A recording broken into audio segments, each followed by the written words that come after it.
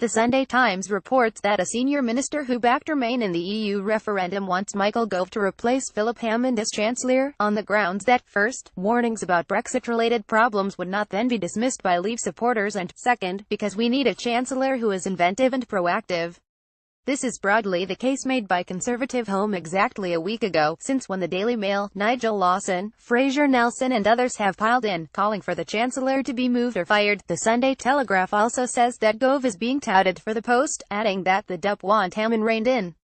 Not so fast. Given Theresa May's natural caution, and the government's lack of a Commons majority, she is unlikely to transfer or dismiss a senior Remain-backing minister without doing the same to a senior Leave-supporting one, or trying to. So, whatever the Chancellor intended, his article this week on contingency planning, which was widely read as him digging in his heels, may well have had the effect of weakening not only his position, but also that of the Foreign Secretary. Hammond's Times piece was the equivalent of Boris Johnson's Telegraph missive. To seek to change two of the government's top three ministers is dangerous. In these circumstances, no wonder Gavin Williamson is reported to be urging caution.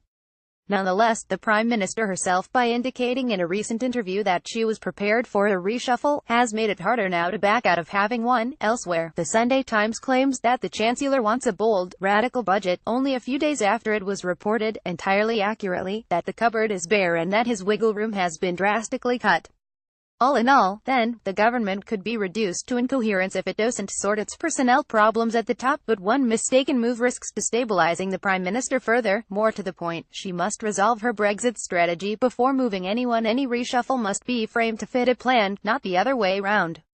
But she has yet to make it clear whether she favors a post-Brexit economic, social and regulatory model that is relatively close to the EU's, such as Switzerland, or less close, such as Canada's. Furthermore, Hammond cannot afford a risky budget that goes wrong. However, the Conservative conference confirmed the dangers of simply standing still.